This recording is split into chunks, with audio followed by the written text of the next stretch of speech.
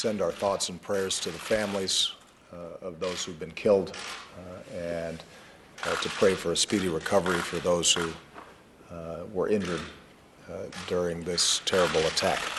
I had a chance to speak with Mayor Davis of San Bernardino, and I thanked law enforcement in that city for their timely and professional response.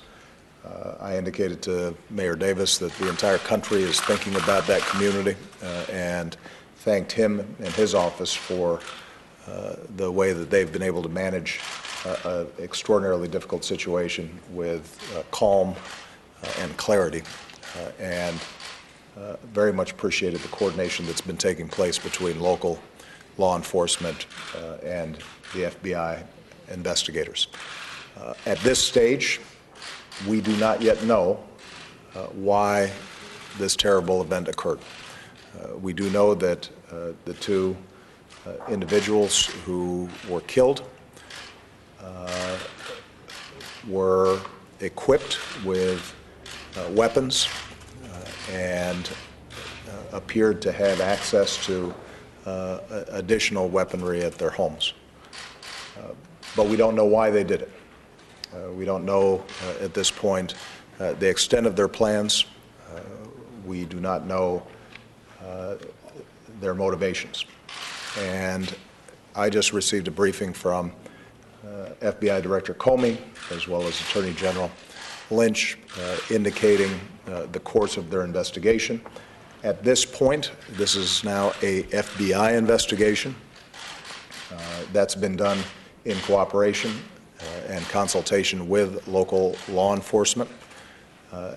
It is possible that this was terrorist related, but we don't know. It's also possible that this was workplace related. And until the FBI has been able to conduct what are going to be a large number of interviews, until we understand the nature of the workplace relationship between the individual and his superiors, because he worked with the organization where this terrible shooting took place, until all the social media and electronic information has been exploited, we're just not going to be able to answer those questions. But what I can assure the American people is we're going to get to the bottom of this, and that we are going to be vigilant, as we always are, in getting the facts before we issue any decisive judgments in terms of how this occurred. More broadly, as I said yesterday, we see the prevalence of these kinds of mass shootings in this country. And I think so many Americans sometimes feel as if there's nothing we can do about it. We are fortunate to have an extraordinary combination of law enforcement and intelligence and military that work every single day to keep us safe. But we can't just leave it to our professionals to deal with the problem of these kinds of horrible killings. We all have a part to play.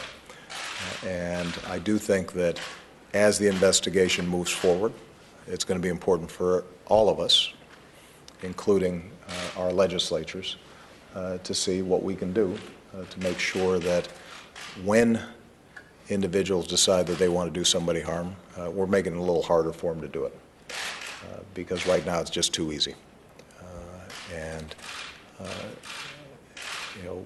We're going to have to, I think, search ourselves as a society to make sure that we can take basic steps that would make it harder, not impossible, but harder for individuals to get access to weapons. So there will be, I think, a press conference later today led by the Attorney General. Director Comey will continue to brief not only the press but also members of Congress about the course of the investigation. Our expectation is that this may take some time before we're able to sort it all through. there may be mixed motives involved in this, which makes the investigation more complicated. But rest assured that we will get to the bottom of this. And in the meantime, once again, I want to offer our deepest condolences to those who've been affected by this terrible tragedy.